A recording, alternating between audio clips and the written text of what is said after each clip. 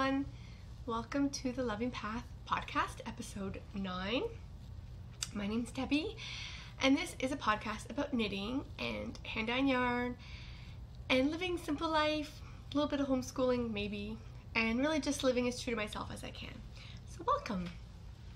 It is currently, what's the date today? I'm really off schedule because it's not when I usually podcast. It's Monday. It's a Monday.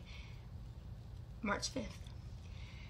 And it's been crazy. So I keep saying I won't be another 3 weeks, but I am, because I'm finding 2 weeks is just too short. It goes by in the blink of an eye. It's okay. But we've been super duper busy because Isaac is winding up his rehearsals for his Wizard of Oz show, and that will be opening up this Thursday night on March 8th. But that's like the least of our worries, because we were there last night for 3 hours. And then we're there tonight for 3.5 hours. And then tomorrow is tech, which is 5 hours. Wednesday is dress, which is 5 hours. And then they have 2 shows on Thursday. And then they have a day off, which will be so needed by then. We are both fighting a little something. You might hear it in my voice. We are fine. And then a lot of the kids in the cast are sick. So of course, it's the stress of the run coming up and just being there a lot. And so Isaac brought something home from some of the kids at school, at theater, and that's fine. We're drinking lots of ginger lemon tea and using some essential oils, diffusing them, and rubbing some homemade vapor stuff on our chest. He has asthma, so he gets really wheezy, and his colds always go into his upper respiratory, which is awful. He's got a nasty cough. So we're just coping the best that we can. But that's kind of what we've been doing. We've had a beautiful tease of spring weather here in London, Ontario, Canada, where I'm coming to you from. Yeah, it was like 11 degrees Celsius for a couple of days in a row. That was amazing. In February, that doesn't happen. It's March now, and sometimes we'll get some really nice days in March. Like hot, short and tank top weather sometimes. But it never lasts, and then we get snow. So we had 2 days that were 11, which were beautiful, and then we had a dumping of snow. But now the snow's gone, and I don't even know what the temperature is outside today. It's probably hovering around 0, a couple of degrees above maybe. But amazing. And it's sunny, and so I don't even have any lights on today, so if I look a little bit dark, I couldn't bear to put a light on. I was just like, this natural sun coming in was all that I wanted. So yeah, I'm just looking here to see what else I want to tell you. That's that, and what else? I don't know, we've just been doing family stuff, you know, hanging out and dyeing lots of yarn. I've got lots and lots of stuff coming up, so I've been really, really busy, and Isaac's show run will kind of throw me off a bit because I try to volunteer as much as I can. I volunteer all the way through the rehearsal process for costumes, and then they need parents, volunteers backstage while the show is running, because the kids are kids and they get loud sometimes and they need help with their costume changes. There are some quick costume changes in this. So it's a Wizard of Oz if you're just tuning in and aren't sure. But yeah, so there's that. And there's some quick costume changes. All the kids have multiple roles except for the main 5, Dorothy, Toto, and then her traveling friends, Scarecrow, Tin Man, Lion. Everybody else has multiple roles. And so there's lots of changes. And so I'm backstage all except for 3 shows. There are 13 shows, and I'm seeing it 3 times, and so I'll be backstage all the other 10 shows, which, you know, means that I have to be there for call time at an hour before showtime to help the kids get ready, and then we're there afterwards getting all the kids undressed and back into their regular clothes, and so it's a lot. So March 17th is their closing show, and I'm kind of looking forward to that because we'll all be dead exhausted by then, but so happy for the experience. And so, yeah, that'll be good. I did want to say to all of you watching, welcome. If you're returning, thank you so much for coming back. And I know there's a whole bunch of you that are brand new, so thank you so much for checking me out. A huge thank you to Molly of A Homespun House. I can't even believe she watched my podcast. I was like, what? So, I know a lot of you are here because of that little shout out. And it was amazing. I was in the kitchen dyeing some yarn and my phone went beep. I was like, what's that? And I went and looked, and it's like, Molly tagged you in her stories. And I was like, why? And then I watched it. I was like, what? Kind of had a bit of a freak out. Anyway, it was so lovely, Molly. Thank you so much. I'm so glad that you're watching and that you're enjoying yourself. That meant a lot to me. So thank you to everyone who's here and continues to come back and has checked me out. Appreciate it so, so much. Okay, let's move on. I have no finished objects this time. Like, life's just been so crazy. And this is another reason why I don't knit multiple things, because nothing gets done. I have 3 sweaters on the go. Fingering weight sweaters. What's wrong with me? So I have nothing finished to show you except for progress on other things, and I really hate doing that, but here goes. So my whips, right into whips. I showed you this last time, my Vasa Tea, as I'm calling it, by Diana Walla. It was Paper Tiger or Cake and Vikings on Instagram, and she's got a new podcast, which is fabulous. So if you haven't seen it, go check it out, especially if you're interested in colorwork and rustic yarns and things like that. She is amazing at describing all that stuff and giving tips and feedback and things like that. So I've really enjoyed the couple episodes she's put out, and I've learned a lot too, which is amazing.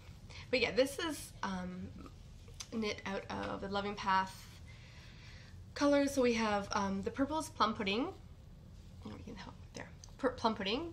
And then the other 2 colors are the Loving Path. So that's my signature colorway, and it's just 2 dye lots that came out a little different. One's a little bit less dark.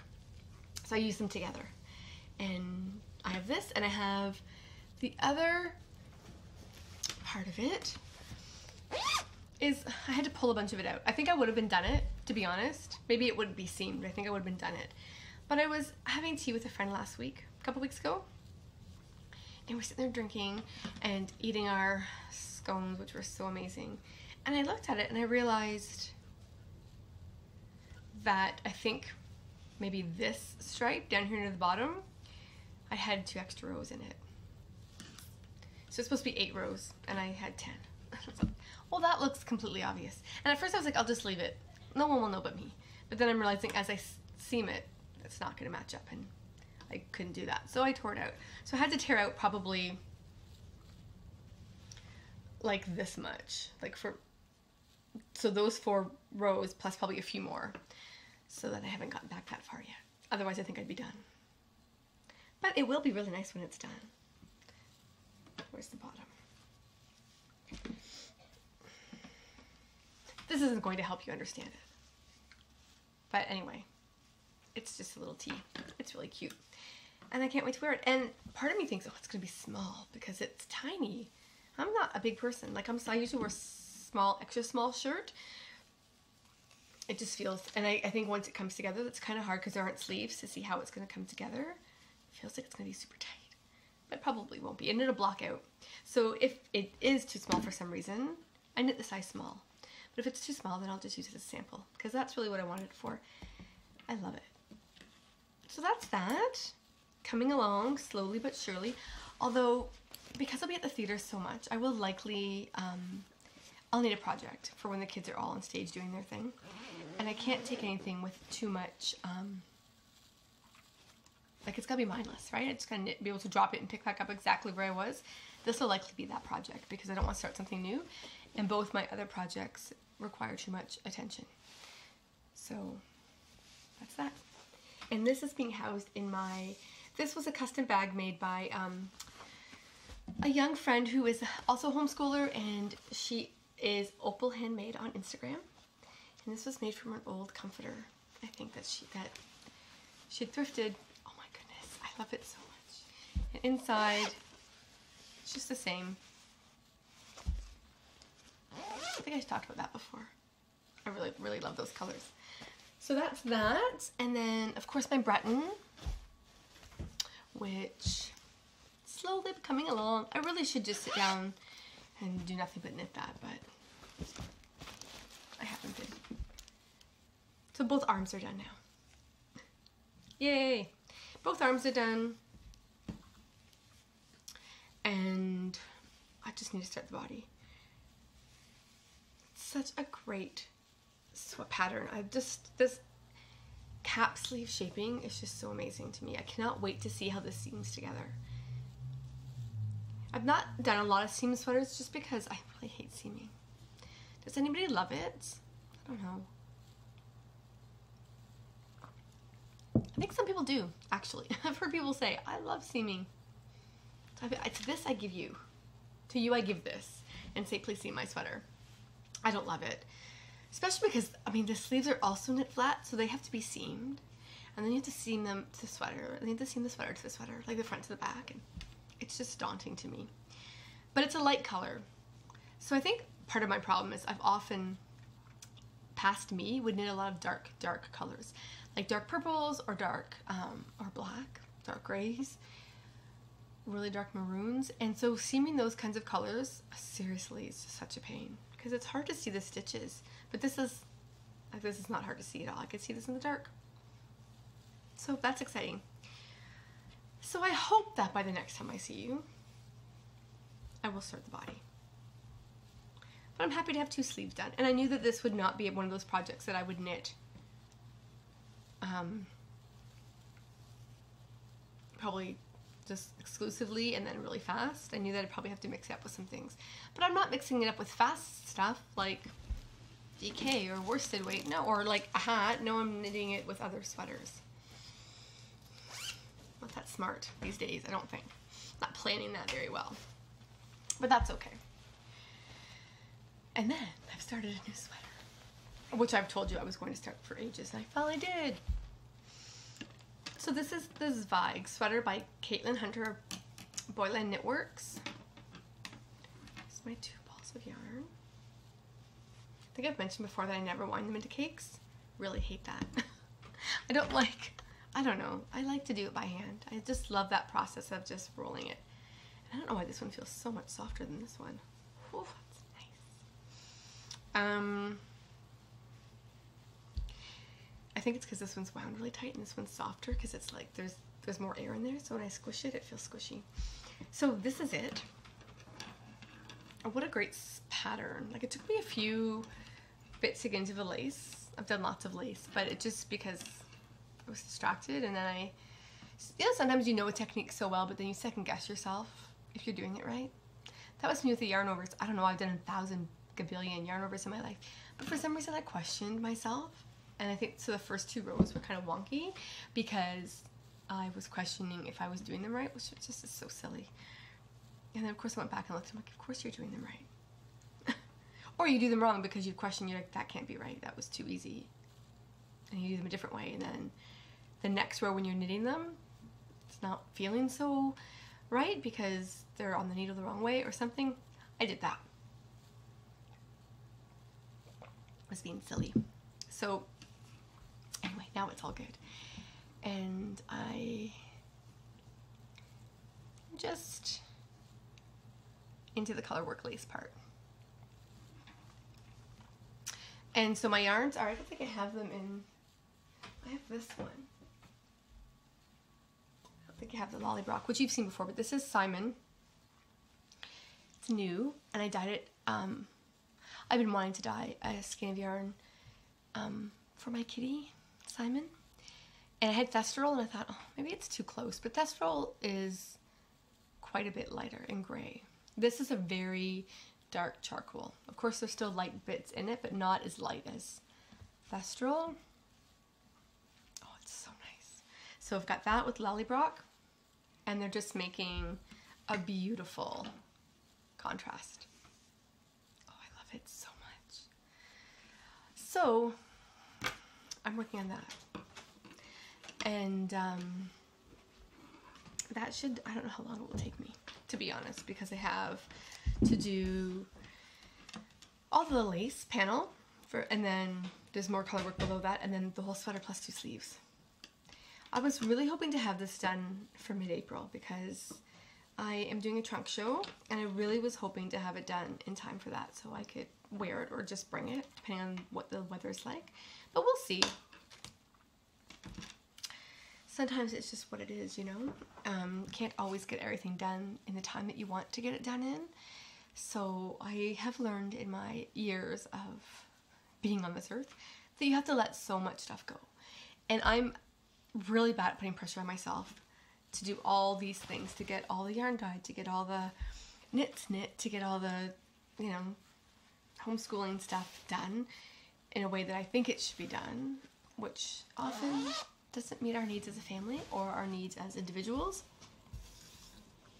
So I have learned a lot to let that go, and also trying to teach Isaac to let stuff go, that it doesn't have to all be perfect, right? We don't have to put such expectations on ourselves, and that helps to relieve a bit of the stress in our lives. So yeah, so those are my works in progress, and I'm quite happy with them. They're coming along slower than I'd like, but I haven't had a lot of time to knit, you know, because I have been at the theater so much and dying so much, and just haven't had the time to sit down and really, you know, spend a few hours on a sweater or on any one particular project, but it'll get there. So speaking of that Zweig sweater, just pull that back out for a sec. I'm knitting it in my own yarn, and it's my Soul Sock base, which is just an 80/20 super wash merino nylon, and it's so nice and soft and lovely. But for Colorwork, not loving that part of it. I've never knit a Colorwork garment or project in a superwash yarn, ever. I know people will say, and they're right, that you can knit Colorwork in any yarn really, including superwash. And you can, but it's not great. Your floats don't just kind of mesh the way, and I've never had a problem. So I brought some Colorwork here to show you so I could give you an idea. I've never had a problem with Colorwork. I know some people really struggle with their early projects, and I probably did. I just am not recognizing that I did. Like somebody who's really mastered Colorwork might say, oh, that's not great. But to me, it's just fine. I'm super happy with my results, and they've all been 100% wool. So my first Colorwork project that I ever did is the Snaheed hat by Kate Davies. Now, please forgive me the fact that this is completely felted down to nothing now, that Isaac wore it till it was nothing. But if you turn it inside out, you can see, I mean, you can pretty much see the same pattern on the inside. It's incredible. This pattern is so beautiful. Nothing wrong there with those floats. Right there, my tension wasn't tight, it wasn't loose, it was great. And I can't really wear this because there was one spot, I think the very first row down here, after I did this round of snowflakes, I ended up taking the white yarn all the way across, but there were no stitches. So I just wrapped it every like 4 or 5 stitches, which then when you do this, you can feel right there where it is, because it's not knit, so there's no stretch. It's just going around in a circle. So it doesn't really fit me anymore. Oh my goodness, but it fits Isaac still. Anyway, that's the only thing that I was like, oh, I shouldn't have done that. I didn't do it for the other rows, just that one time, and I realized that didn't work, but didn't want to tear it out, so didn't. But you know what, if you look really closely, the stitches are super even, everything's really lovely. And I'm finding that that's not happening with my Zweig sweater. The stitches are okay, but they don't mat together to give you that cohesive fabric because they're superwash. They just slide over top of each other. So this was in 2013, January 2013. So 5 years ago that I made this. This was my first Colorwork project that I can think of. Certainly, I did do an intarsia sweater. Goodness, 2003 maybe, for my husband, who was my boyfriend at the time. So this Scully sweater from Stitch and Bitch, that first book. And I had no idea what I was doing. A, it was my first sweater, and it was my first intarsia project. But he wanted it so badly. So, but it turned out really great. And I just improvised, but that was fine. And then my second stranded Colorwork with these amazing mitts. No, I'll put that one on backwards. So this pattern is called Tartan and Tweed, and it's by Jen Joyce Designs. And Jen and I became friends years ago when we were both, well, she's still blogging. I haven't blogged in a long time. We were blogging and she found me, or I found her, and I tested this pattern for her. And it is made with Harrisville Shetland. I think that's what it's called. I'll put it down below if I'm wrong. It's very similar to Jameson's and Smith, and it's just so nice. It's a 2-ply. Really, really pretty. And so those are the colors I chose. And again, if I turn it inside out, and so I think if you use the right yarn for your project, I think you have less struggle. So if people are knitting their first Colorwork garment in a superwash, I think you're gonna struggle. I don't know, that's just my opinion. You can see my floats are beautiful, if I do say so myself. Really nice, very even. Oh my goodness, these mitts are amazing. And I wear them quite a bit in the spring. We went for a walk the other day. It was 11 degrees and they were just the right thing to take the chill off, because I like to be warm and I don't like cold at all. And sometimes I don't even like my fingers shown. So sometimes I'll do this because I don't like to be cold.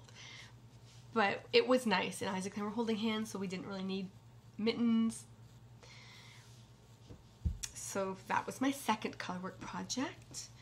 And my third was this stopover sweater. I'll put the designer below because now I forget who it is.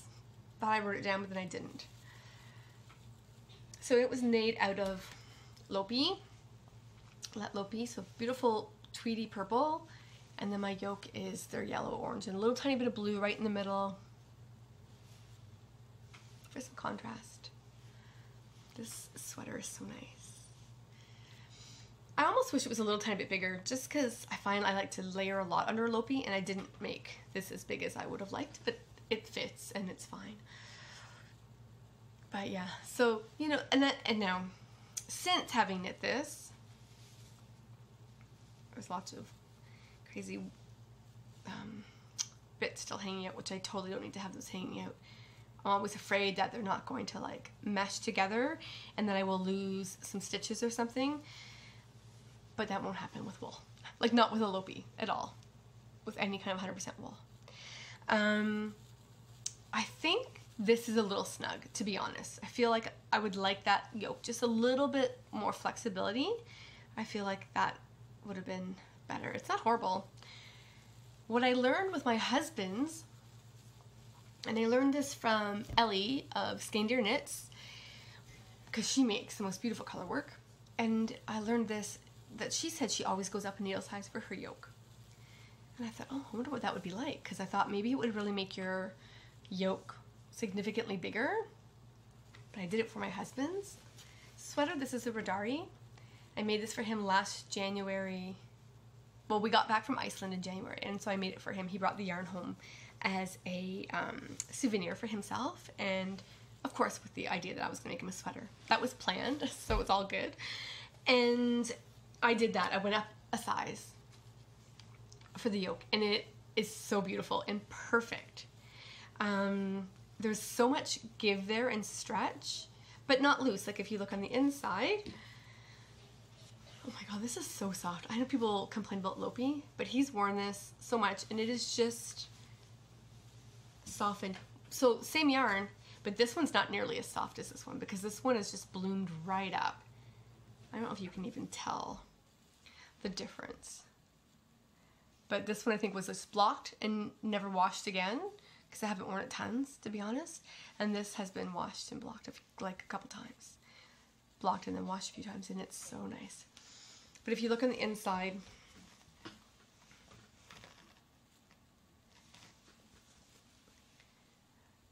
the floats are just great. And I think going up that needle size just helps you not to like pull so tight, or if you do, there's just a bit of forgiveness there because you don't have the stitches kind of getting lost in the rest of the knit. I don't know. That's my advice to you as well, is I would totally go up a size. There's my waistband. I would absolutely go up a needle size whenever doing color work. Now I'm not doing that for my superwash because I think that would make your stitches even looser than they already feel. So I'm just leaving that. But if you're doing colorwork mitts or a toque hat or a sweater, like a yoked sweater, I would try that. Even do a swatch. Do a swatch with both. So say your pattern calls for a 4mm, do the colorwork at a 4mm and a 5mm and see what you prefer, because maybe you don't prefer the way it looks at a 5mm, but I do. I think it just looked so great and really helped. Oh, could you just stare at that all day long? Oh my goodness. And I'm so happy because he loves it so much, and I don't really realize how much he loves it, and then he'll come home from work and take off his coat and he's wearing it. And he wears it a lot. And people at work were calling it his Christmas sweater. And one of the girls the other day, he and her were in the kitchen getting tea ready. And she said, "Oh, nice Christmas sweater, you're wearing it again. Christmas is over," or something. And he said, "Debbie made it." Sorry, what, come again? He's like, "Debbie made it." And he hasn't told anybody. They just think he bought it. So now they're starting to learn that I've made it. And they're like, "What? She's super crafty." It's like, well, I don't know about that, but I can knit, I guess. Anyway, super fun. So I'm learning that superwash will never be, like, this will be the last superwash colorwork sweater I ever do. And I wish I would have actually chose yarn. I wish I would have actually chose 100% wool. But that's okay. You learn, right? And so now I know. Now I know. And I think it'll be fine regardless. But superwash yarn in general is not my favorite. Unless you're making socks or even a shawl. But a garment, particularly colorwork, yeah, it's gotta be wool. 100% wool. In my humble opinion. Okay, so those are my colorwork projects and what I've learned from them. And I want another one. I have enough yarn to make a few, I think I've told you this, a few different colorwork sweaters. So I think that will be on my list of things to do sooner than later. As far as future knitting goes, I don't have any other projects planned. Like, I do, but I don't. Like, I've got my Make 9, but I'm not going to commit to anything right now until these 3 are absolutely done. Can't start anything else. So, there is one other thing I do have to knit, and I'm going to tell you about that right now. But I need to stay focused on these and get these done before I move on to something else that's for me. But in the meantime, I was contacted by Amy of Noble Character Crafts. She's got a lovely podcast, and she also is a yarn dyer, and she also homeschools her kids, so that's kind of cool. We have lots in common. And she's putting together a collaboration for India Untangled Trunk Show at Rhinebeck this fall. And she contacted me and asked if I would like to be part of it, and of course I would. So she has 48 dyers, indie dyers, across, I don't know, I'm going to say North America, but it could also be other continents. I'm not 100% sure on that. And she has contacted them and asked them to each make a 7-inch square in a colorway of their choice, like one of their own colorways. And then we're all sending them to her, and she's going to, she's going to do this, assemble them into a beautiful Afghan that's going to go to India Untangled in October. And I'm so thrilled to be a part of that. What an honor to be, you know, have a piece of your knitting in your yarn assembled up there with indie dyers from across, I don't even know where, right? Like, I don't know.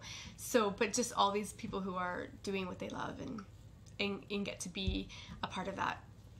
So you can follow that along. I'm just looking at the hashtag here. It's hashtag 2018 collaboration Afghan. And it will be at Rhinebeck. And if you're going, you can stop by the India Untangled Trunk Show and see that. I cannot wait. And once I have my square knit up, I will show it to you. And then I think she'll probably show it to you on her end as well when she gets it. I do have the colorway picked out, but I'm not going to share that today because I haven't started knitting it. I will, Amy, I promise. Just been crazy busy. So yeah, that's really exciting to be a part of something like that. And I think it's amazing how the community can kind of come together and share and create something bigger for others to kind of to see. It's really, really neat. And Indian Tangled has a new location this year. I don't exactly know all the details, but I know last year it was really, really crazy chaotic. I didn't go, but every podcast that I watched for people who went were like, oh my God, that was nuts. And based on what everybody said, I likely wouldn't have gone because it was too much and too overwhelming. And I can't handle that. I can't handle being boxed in and not being able to move and you can't see things. Like I avoid sales of all sorts because I'd rather go and pay full price than go and try and get a deal. So I was like, yeah, I'll just sit outside on the porch and you guys can go in there and claw over yarn and I will just be out here when you're done. But I think they've got a new location this year, which is bigger, and that's going to be really helpful, I think, in crowd control maintenance. So anyway, I'm going this year, so we'll see how that works out. Let's see, what else do I want to talk to you about? I feel like that sun now has come around into that window, so now we're getting lots and lots of light, which is nice. Okay, I've got a few acquisitions to share, but I'm not going to share all of them because a few of them are going to very special people on the other side of the world. Well, in Europe. Sweden particularly. So I can't share them all, but I can share a couple. I got a few pins. What? I know, you're surprised, because, you know. But Bonby Forrest, who is Lee May Foster Wilson, makes these beautiful pins. And when I saw this one, oh, that glare is quite, there we go, Mama Bear. Oh, it's so cute. So it's got like two hands coming around like it's hugging you, and it says Mama Bear in the middle. And I am such a Mama Bear that I had to get that. So that, and the other two I haven't opened. I waited to open them here. Okay, so, but they come, packaging's gorgeous. They come in these little envelopes. Her little sticker on the back. And inside they're attached to a card. And this one is a unicorn with surrounded by some greenery, and it says on the bottom, magic is real. Yeah, it is. So beautiful.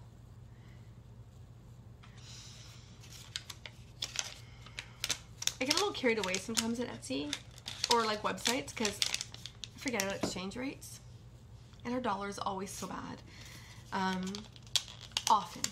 And so I forget. I'm like, oh, it's only this much. And then I get my bill like, whoa. Oh yeah, that wasn't Canadian dollars. Oops. But that's okay. And this last one, I kind of thought of my son, actually, when I got this. So it may become his. And it just says, be brave on it. Sometimes he doesn't like to speak up. He doesn't want to hurt someone's feelings or make somebody else feel bad, even if they're making him feel bad. And he gets very concerned about how somebody else might feel. And I, try to say to him, but if they're treating you in a certain way, then it's really your responsibility to put them in their place. Being kind and generous and polite, but you need to let them know that that's not okay. And he's so afraid of what will happen. And I'm sure if you think back to your childhood, you remember somebody, maybe multiple people, I don't know. For me, it was lots of different people would just take advantage of my kindness or my good nature, and I kind of let them sometimes because I didn't know how to be tall and strong in my own power, and was so afraid of what might happen if I said something. But of course now as adults with children, we realized nothing was going to happen. Nothing was going to happen if you called that person on whatever they were doing. And so I want him to really learn that much earlier than I ever did. Right? And also to stand up for those who maybe you see are being treated inappropriately. Right? Be brave for them if they don't have it in themselves to be brave. Oh, parenting. It's so rewarding and so hard all at the same time. But I love it. Okay, and the other thing I got, sorry about the loudness, I didn't take it out of the package. In fact, it's been in the package since I got it, really. I took it out to look at it and I put it back in. I don't know why I'm not using it yet. What's wrong with me? Is that light? Holy moly. I don't know how to do this. I don't know if that's going to show up the right way. Anyway, it's Jezebel B, and she's in Montreal, or in Quebec at least, in Canada, and she makes, and you may have seen her stuff if you watch the Espastico podcast. Lovely, lovely ladies in Montreal. So she makes these amazing little notion pouches that when you open them up, they just sit flat, like that. And then you have them, you can pick out your stitch markers or your scissors or your row counter or whatever it is that you might have in there. She has bigger ones too, which now I need to get, because now that I have this one, I'm like, oh, but you can put this one in a bigger one. And they're super amazing because they fold just down flat and they just pop in your bag, right? And just pop them in your bag. And you don't even know they're there. This bag, by the way, I never mentioned this bag. This bag is from Surface Tonic Handmade. And I ordered this early last year sometime, because it had Canada on the map. And I was like, I really need to have that. So she was so sweet and wrote me a cute little note that she was happy it was coming to Canada. Yeah, anyway, check these out. These are so fabulous. Really, really well made. Beautiful fabric, neutrals. And then just pop them down, toss them in your bag, and you're good to go. So that's what I purchased. And a few other things, but you can't see those yet. But soon. Okay. Something else did come in the mail, but I can't show you that yet, because it happens to be my FiberShare package. What? It just came. Where is it? It just came right before I hit record. And I texted my FiberShare friend and said, oh my god, look what's here. So we are both having a bit of a freak out. So we are going to video chat after this, because I'm dying to open it. She's like, are you going to open it first or podcast? And I thought, well, if I don't podcast first and I open it first, I may not get to podcasting, because I'll be so excited. But now I feel distracted because that's sitting right there. And I want to open it so badly. So my FiberShare friend is Lena, and you can follow her on Instagram if you're interested. She's in Sweden, and I know that she sent me the most amazing package. She was such a great FiberShare friend, asking me all the questions, like all the questions, to find out exactly what I would like. And we have very, very similar tastes, so I know when I open it, I'm going to be probably crying, because I'll be so, so happy. So I need to finish this so I can call her. How rude of me to leave you for somebody else. Not happening yet. I did want to go over a few things here. There was not going to be a shop update for a while. Whoa! Well, that was a really bad call. What made me think that taking a tray full of yarn like that was a good idea? Because I am gonna be really busy in the next little bit. So Isaac's show, and then on April 14th I will be in Oakville at Spun Fiber Arts for a trunk show, and so I'm dying a lot for that as well. So there may be like a sporadic update here and there, but I think what's gonna happen is I'm gonna just post things on Instagram, and if you see stuff that you really like, then I recommend you get a hold of me, because I think that's gonna be the best way.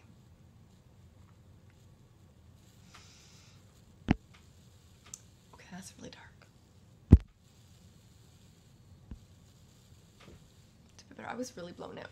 Okay, so here we go. In the shop recently,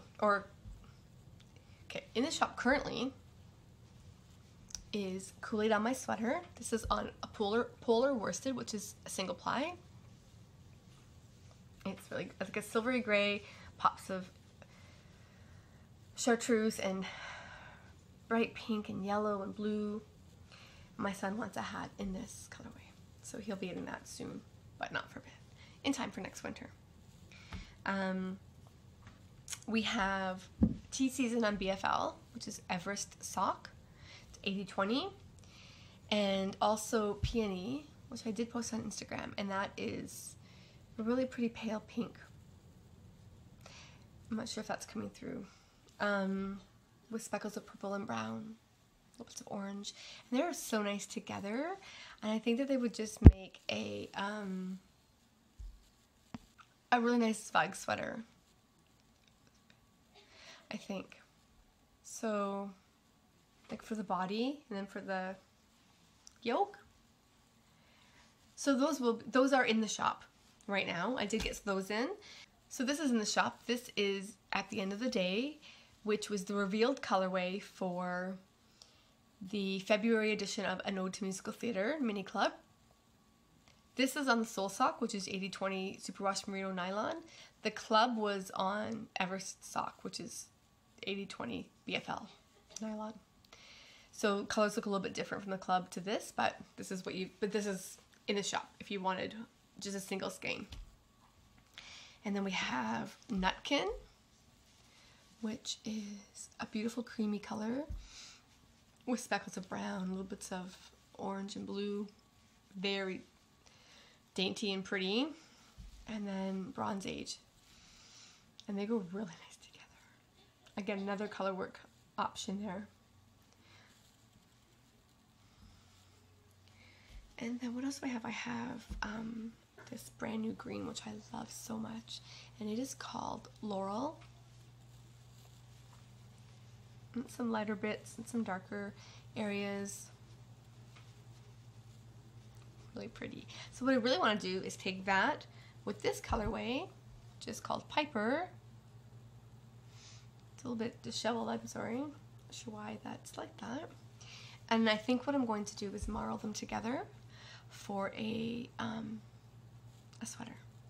Maybe the Weekender, because I did have my eye on that, but we'll see. Other things are coming out. I'm like, oh, now I want to make that, I want to make that. So my make 9 is changing constantly, which I knew it would. But that would be great, I think, marled together. So Laurel and Piper, again, these aren't in the shop, but either are these, but they can still be yours if you're interested. You just need to reach out and then let me know.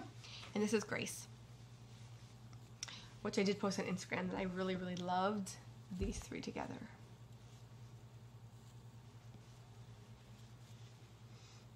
Really love those three together. And then I have More Loving Path on Polar Fingering singles. And a couple new colorways that don't have names, but I will just show them to you anyway. This is a really pretty, like, rose gold base, speckles, reds and blues, and some orangey gold colors, really nice. And this one is just a lighter base as well, with more speckles of green and blue. And this doesn't have a name either. That's actually one of a kind at this point, because I just made one. I was trying out something and I'm like, oh, it didn't turn out the way I'd wanted in the beginning, but then I really liked what I got. So that happens all the time, right? So that's kind of where we're at right now. So I think there won't be a shop update until April 18th, which is really far off, but because I have so much to get ready for show-wise, it's not just the trunk show in April. There's also a handmade show two handmade shows, one in March. Where are we? We're March. One in May and one the very first Saturday in June. And then a fiber festival the second Saturday in June. So I've got lots to do. And so because my business has always been festival kind of centric, then I'm really staying there. I am updating my shop and I will have stuff there, but I'm happy to send you something you see that you love, but you may need to contact me. It may not be there while I kind of prep for these shows. And once I get up to a place where I have enough for my shows, and everything else will go into the shop. Okay, so that's that. And so I think the only other thing I really wanted to mention was the An Ode to Musical Theatre mini club. If you ordered a kit for February, they will mail out Friday. And if you're local, I may have already contacted you, because they're sitting right here, some of them. Some of them are packaged up, some of them aren't. But they'll mail out Friday. And keep an eye on Instagram, because March's musical will be announced on Friday, and subscriptions will open on Sunday. And I think that's it, really. I can't think of anything else. Tonight we have to go to the theater at... What time is it? What day is it? Oh my goodness, it's Monday. So we need to be... So we're not usually at the theater like as many days in a row as we have been, so I'm kind of forgetting where we are. So it's Monday, so we have to be there tonight at 6 o'clock till 9:30. And then tomorrow from 4 till 9, and Wednesday from 4 till 9, and then 2 shows on Thursday. So I'm kind of mentally preparing myself for that. So there'll be that, and then that's really what I'll be doing the next bunch of days. Hopefully getting some knitting in. And that's about it. If you have any questions, please feel free to comment and leave them below or contact me. Oh, I know what I didn't mention that I really wanted to was my Cal. I could probably mention that. So this is the last month for the Drawer of Sweaters Cal. You can enter any of your finished sweaters on the Ravelry page. The Loving Path, if you search under the groups tab, you will see it. And any of your finished objects that are sweaters can go there. So this Cal is all about growing our own sweater wardrobe. Cardigans are fine as long as they are like full size and not super cropped and not like short sleeve. And yeah, otherwise I think like any kind of pullover or full size cardigan is perfectly acceptable. And it's a great opportunity just to kind of grow your own wardrobe. Gifts, I'd prefer not to be entered, unless it's a full-size sweater. Like, I don't mind if it's a full-size sweater. But I know some people were like, if you're making things for babies, that's not going to be okay, because I really want it to be fair for everybody. You can knit 6 baby sweaters in a month, and then somebody else only finishes 1 sweater. So it's not really fair. But there'll be prizes. I'm drawing prizes quarterly. And, you have until March 31st to get your FOs in the thread. And once they're posted, I will close that thread and I will draw the first week of April. But then there'll be a new thread up for April through till the next quarter. So to the end of June. And then they'll have another whole opportunity to knit more sweaters. It's so much fun. And I wish that I could partake because I want all the prizes as well. And I love to knit sweaters. I've got 3 coming off needles. Although the Vassity I don't think I would consider because it's short sleeve. But everything else.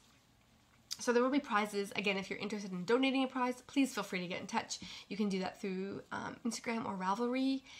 Otherwise, just keep your eyes open for what we're going to have in store. There'll still be some really great prizes. And I will be drawing a name, which will probably be on the next podcast. I'll probably podcast right after I draw, and so you'll find it on the next podcast. Who the winner is.